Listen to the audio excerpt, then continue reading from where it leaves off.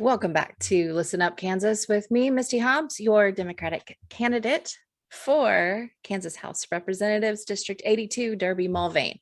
Today, we're going to get on it. We are going to talk about common sense gun laws. And we're going to go through the gun laws that Kansas already has in place and a bunch of facts.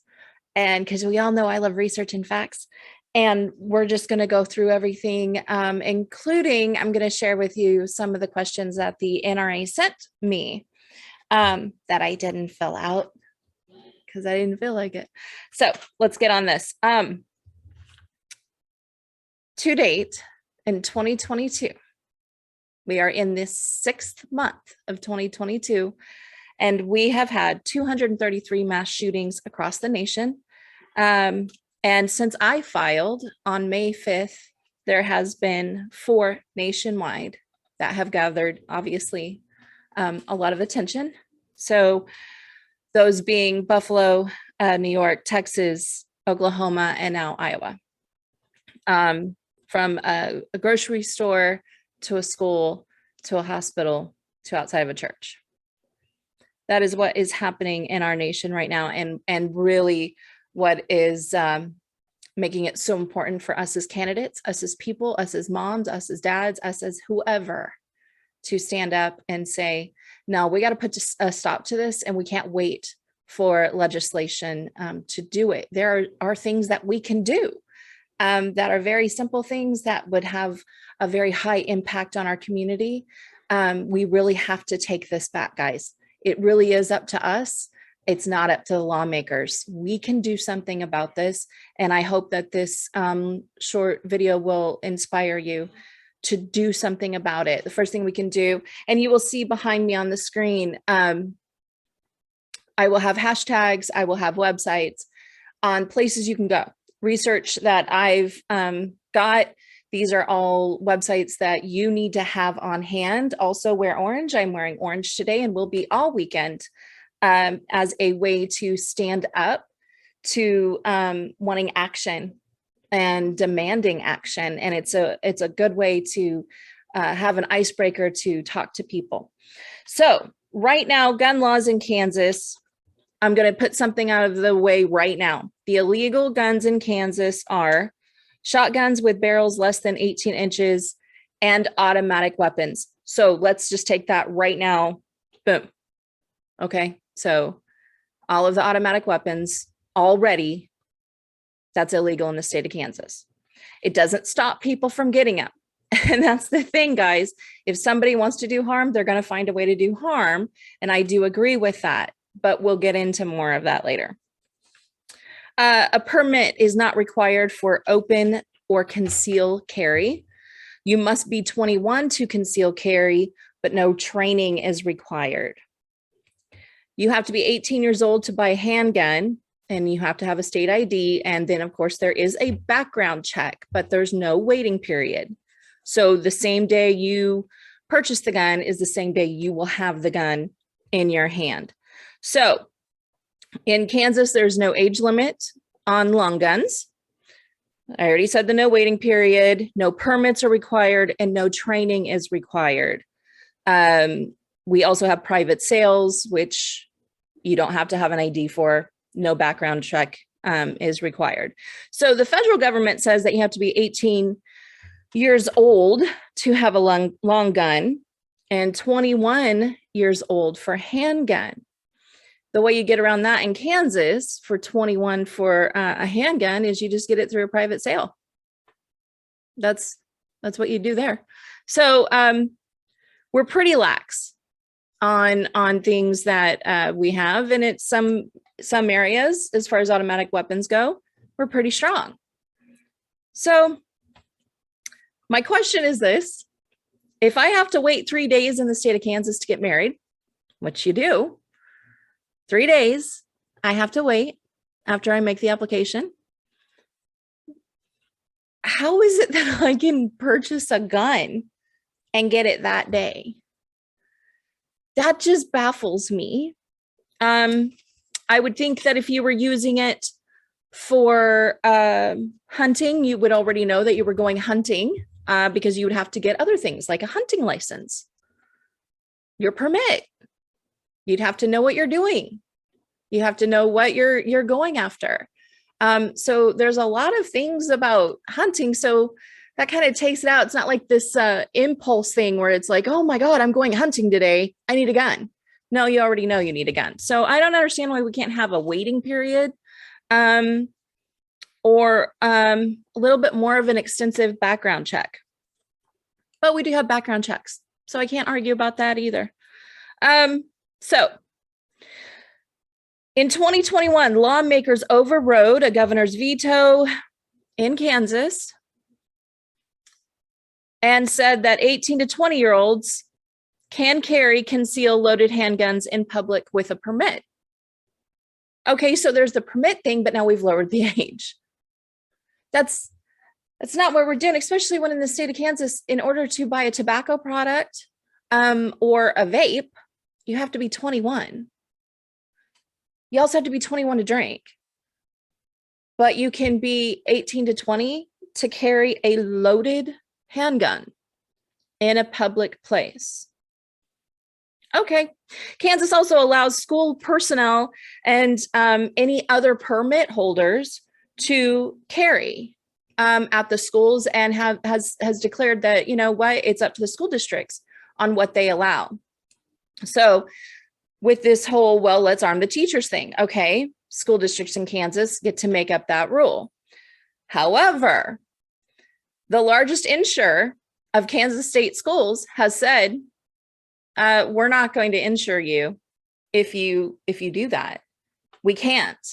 The probabilities are too high for accidents to happen. And it actually poses more of a danger to the children. So we're not going to insure you if you do that. So there wipes out that debate of let's arm the teachers. Well, if our schools don't carry insurance, that's kind of a problem, don't you think? In doing research, if you go to everytownresearch.org, you can look at rankings, studies, all kinds of amazing data. Again, I love research. So if you go there, you will find out that they have ranked Kansas as far as gun law strength. We are number 38. That's not a good thing. It actually says that we're a failure when it comes to gun laws. The composite score is 9.5. Gun violence rate is 16.9. So if we want to compare that to, let's say, California is number 1, and they have a lot of people. That population is staggering compared to Kansas.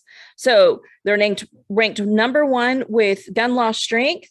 Their composite score is 84.5, and their gun violence rate is 8.5. That is half of what our gun rate violence is, and their population is like, is how you can get a hold of me.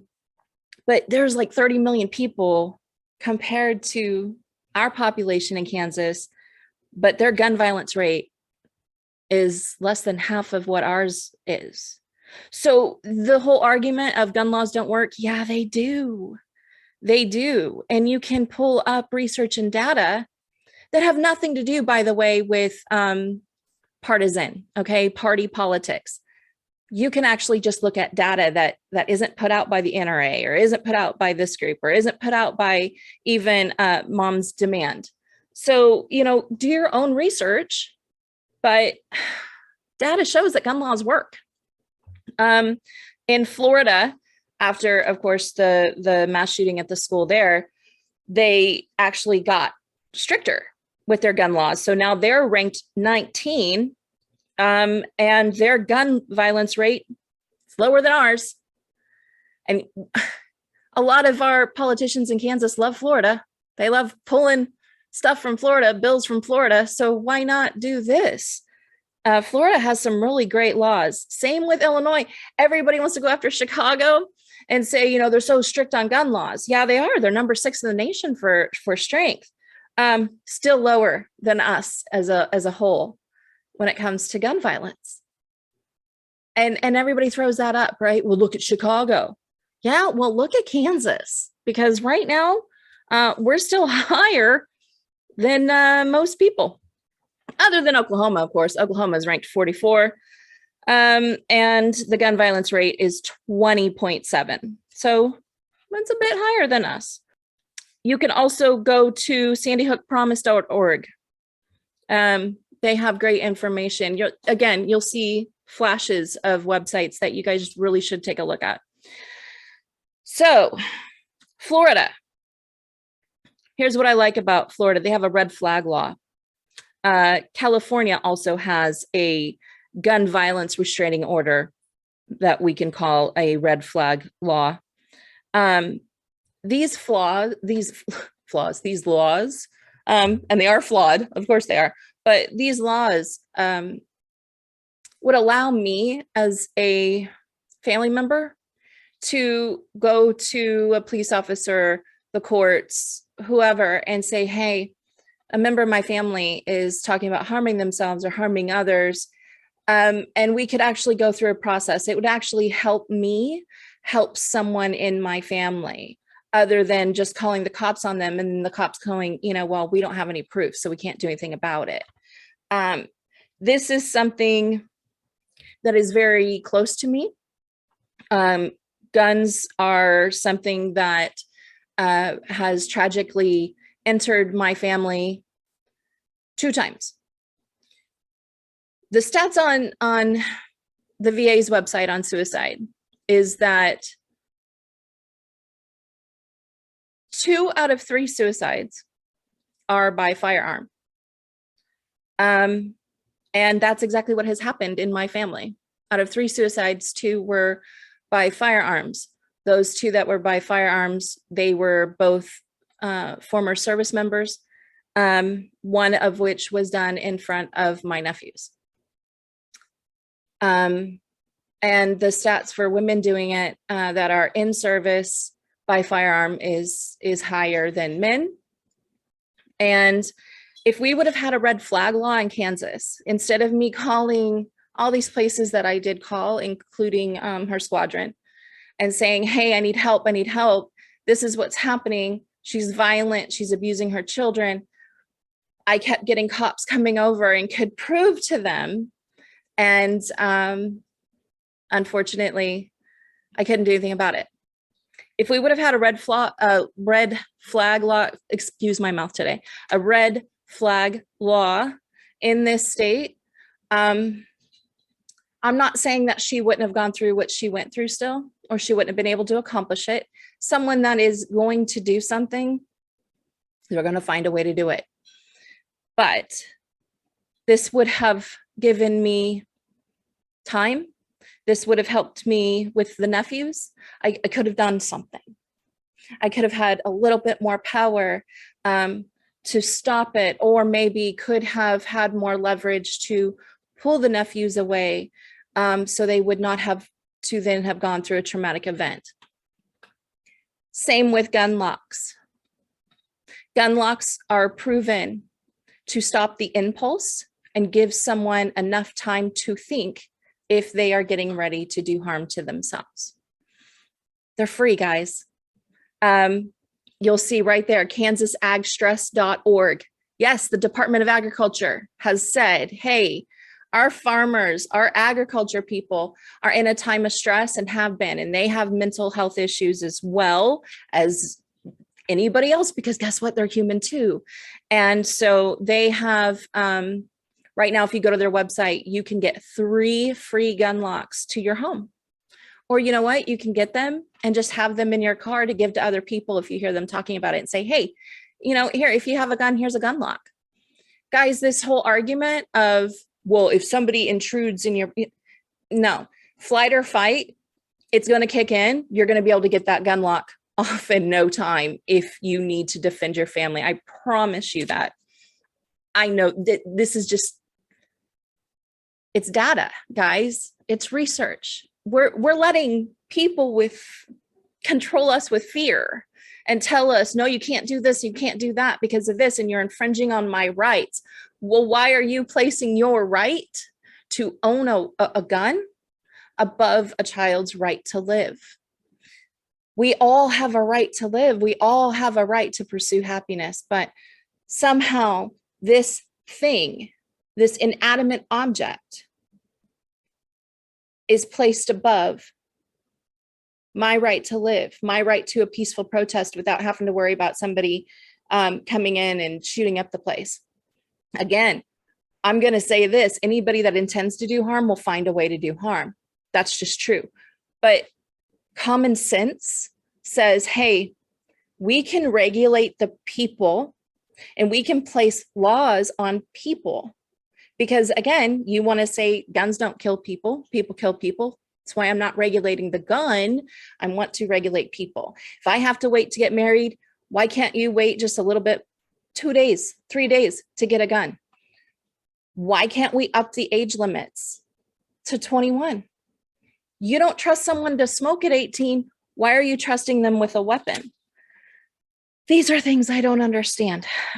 So I think a red flag law is so important right now. And in Connecticut, their law, extreme risk, lowered suicide by 14%. By 14%. Do you know in 2022, we've already had 10,000 suicides by firearms across the state? A lot of those were teenagers. A lot of those were teenagers. Again, a gun lock at home is the difference between impulse and actually having to an action. You know, it's that give me a few minutes to come to my senses thing. 17 states, including DC, have extreme risk laws. 63% of school shootings are in K through 12 schools. 36% are in colleges and universities. 70% of mass school shooters and attempted mass school shooters were white males. And now, you know, we see that, you know, of course, age varies, but lately it just seems to be 18. So there are things here, and we're not going to go to the mental health thing either, because data shows that someone that has a diagnosis of a mental condition is more likely to be a victim of a crime than to commit a crime. They are also more likely to do harm to themselves than to someone else. So the mental health thing is out the window. And in Kansas, we do have a provision for mental health and gun safety. And you can do research on that as well. That's not the issue. This isn't, you know, mental health is an issue, yes, but this isn't the issue. We just need to have a little bit more control over what we do about guns in our state, just a little bit more. We don't have to take them away. Look, the automatics are already banned. So what are you upset about? What are you scared about? Nobody's trying to take your guns away if you're a sensible gun owner. Why can't we require locks? Why can't we require the ammunition be stored somewhere else if you have children in your home? Why can't we have a transportation law? Did you know there's no transportation of guns and how you transport guns in your car? You can have it fully loaded sitting between your legs. I don't know why you'd want to, but you could. There's no law saying you can't. It's silly things like that. And to me, that's silly. If you're a sensible gun owner, you want that. If somebody steals your gun, which by the way, Derby, we had a rash of that going on because people were leaving their guns in the car and not locking them. Why? First off. And two, you don't have to report that here. You don't. And I don't know why you wouldn't want to. Like, you know, to me, it's giving the police a heads up. I also don't want to defund the police, by the way. I'm not one of those people. I think we need to help our police be armed against weapons they don't even have. And that scares me, right? Because then it's, well, let's control guns, buy more guns. Okay, but it's to the people that are trying to protect us from the guns. So don't, all these arguments are tired. The blame is tired. It's just tired. There's too much talk, too much blame, and not enough action. 100% of school shooters, by the way, exhibited warning signs. And 77% of incidents, at least one person knew about the attacker's plan. So there, and I know in schools we have the see something, say something, which we really have got to drive home. We've really got to drive that home, guys. Okay. So basically what I would like to see and what I would propose, not that I have the answers because I don't, but here's where we can start. Red flag law. It doesn't have to have a lot to it, but it can have some things. Let's give people closest to people that are wanting to do harm to themselves or someone else control to be able to say something and have action instead of, well, you know, unless you're right there with her while she's doing X, Y, Z. No, let's allow us to have some control with the people that we know best in their time of need. I don't see anything wrong with that. Anti-stalker. Why can't we have that where, you know, if somebody has been found of stalking someone by a court, that they can't have a gun for, let's say, a year. You know, I'm not saying forever. I'm not saying forever. What I'm saying is we've got to be able to have some kind of, hey, don't do that. That's all. Wait, why can't we do that? Isn't that what a law is supposed to say is, hey, don't do that, and then you don't do it? I think that bars, restaurants, other businesses should be protected under the law to ban guns if they want, and that be followed. That is not an infringement on your right. Because if you come into my bar, which people did when we owned a bar, with a gun loaded, which they did, I couldn't say anything. And if I did, well, it's my right. Well, it's my right as a business owner to ask you to leave. And that's what I would have to do. And it would become this big old thing. Why is your right to have a gun and carry a gun above my right to own a safe business and protect the hundreds of people that are at my bar? That doesn't make any sense to me. It doesn't. In the Wild West in Kansas, you had to check your guns at the door. Meaning when you entered the town, you had to check your guns with your marshal, your sheriff, because they were trying to cut down on the violence of a cow town. Why did we get away from that? That was 100 and something years ago. They were more progressive and radical during the Wild West with gun control than we are now. That's sad. I also would like to see 21 years old, period, to own a gun. Now, of course, there's going to be provisions. I know there's children that are raised in hunting. I know that there's competitions for that, and I think that's wonderful. Well, then, just like with a car, there are permits for that. There is training required for that. Why can't we have training? Why can't we have permits? It just doesn't make sense to me. I could sit there and argue you're infringing on my right because I had to take a test to get a driver's license. And you're mad at me because I'm asking you to do the same for a weapon that could kill someone just as easily as a car could, if not easier. So common sense gun laws is just that. It's just common sense, guys. Now is not the time to argue about this. Now is the time for action. When it comes to schools, we need to protect our kids. So, you know, what I've been doing is writing the school board in my district and just ask the question, guys, that's all you have to do. Ask the question. What is the safety plan? Where can I find it? Can we have a discussion? Because here's the thing, your politician isn't the one that's going to get that done. Your school board is, your superintendent is, gathering your teachers up to go to the school board is. Those are who makes the changes for the kids in your district. That's who controls that. They have the budgets. And if they don't, we have a PTO. We have people in the community that will help raise money so that we can get a metal detector. A metal detector. Think about it. Every time you go to a concert, you're patted down, gone through a metal detector. Go to an airport. Do I need to say more about an airport? There are several places in life, courts, federal buildings. You're going through a metal detector. Does it bother you that much? It's not going to bother the kids either. In fact, it might make them feel safer. I grew up with some of them in some schools that had metal detectors. So did my husband. I don't know why this is a big deal. They're actually really, really not expensive either. I mean, we're talking $5,000 for a Granger, like top of the line metal detector. A metal detector wand is $165.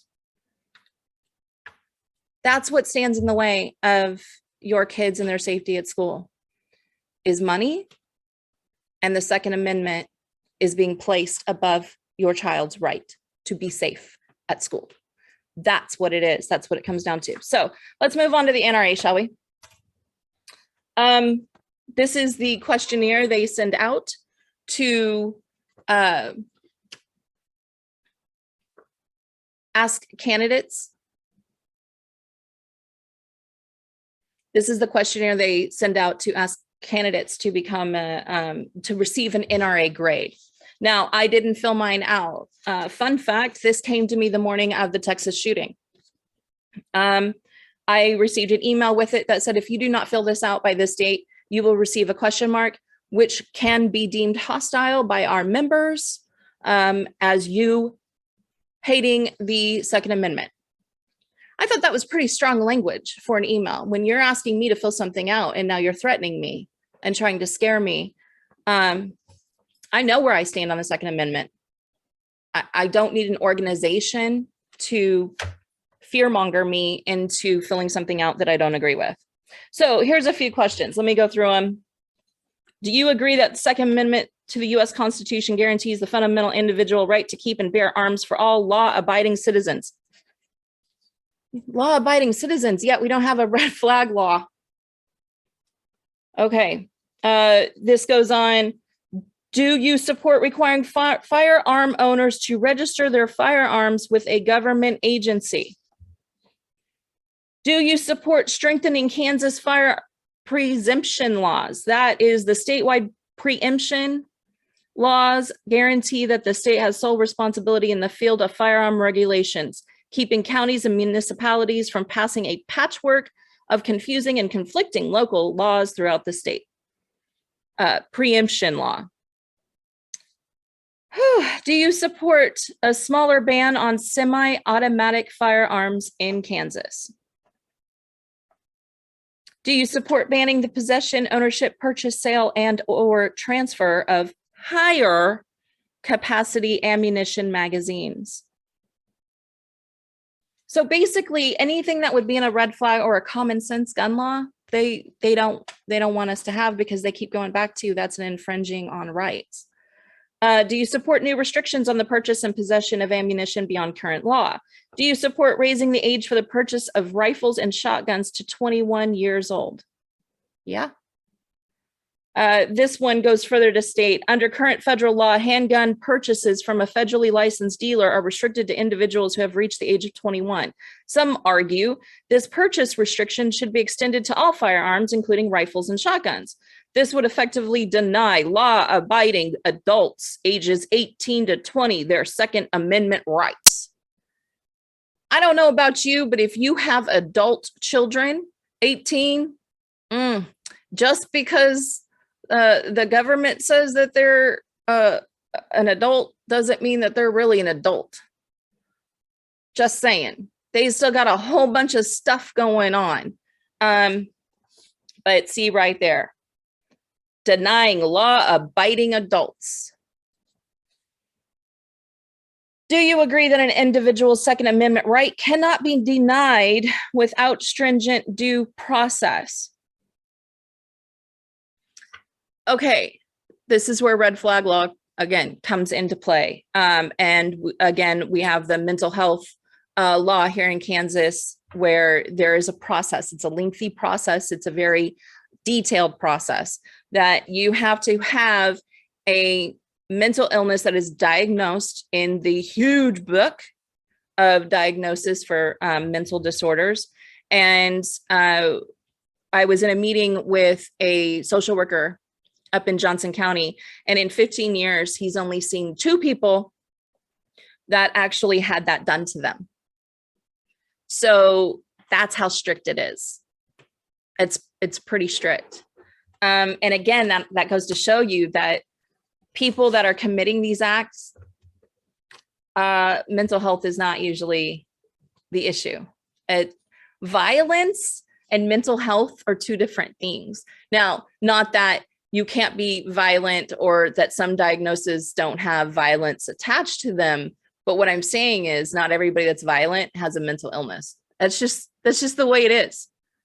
You guys need to look like that's not, one doesn't go with the other. Do you agree that an individual's Second Amendment right cannot be denied without, oh yeah, I read that one. Do you support state legislation reducing or eliminating gun-free zones that are not secured? Reducing or eliminating gun-free zones.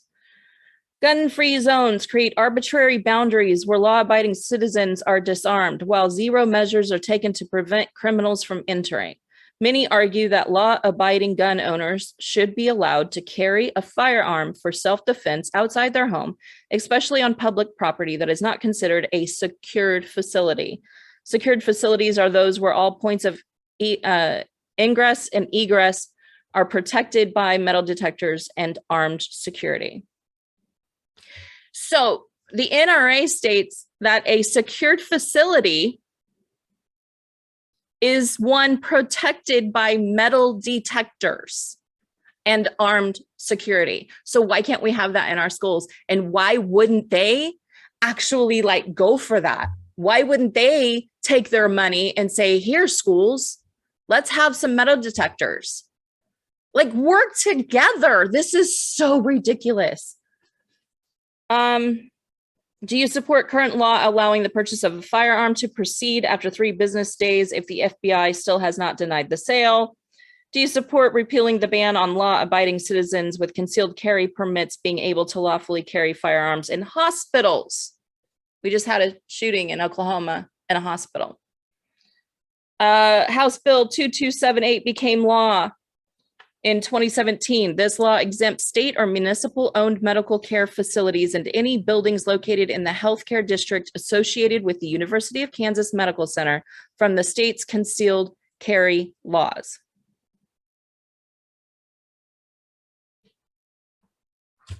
Why is this? Why? Anyways, it just goes on and on and on. Do you support mandating the locked storage of firearms in one's home? Yes. Do you know why? Because a lot of people are going to lie and say they do anyways. It's not, nobody's going to knock on the door and say, give me your guns, or have random house checks up. I'm here for your monthly inspection on seeing if your gun is locked up. It's not going to happen that way. Most of the time, there are some laws in place, although I think it's a great law and I wish we could. Laws are put in place for awareness. Laws are put in place so that if something does happen, they can say, okay, well, did you have it locked up? And if you say, yes, I did, and they were still able to get into it, okay, well, then there's a whole other issue.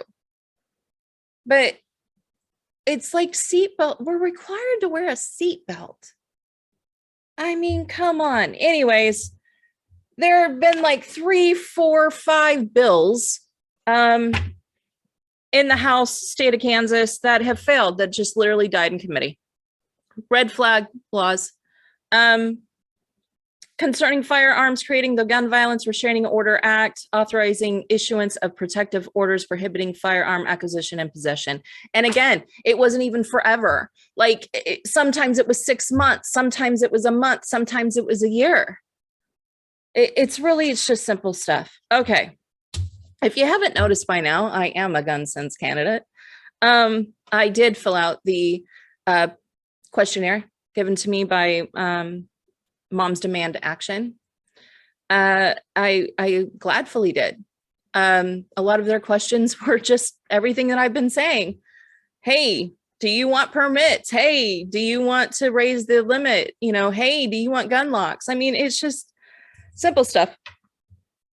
BeSmartForKids.org.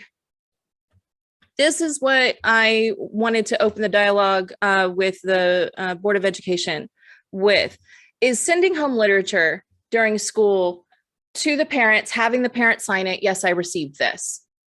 It's the SMART program, which says secure all guns in their home and vehicle.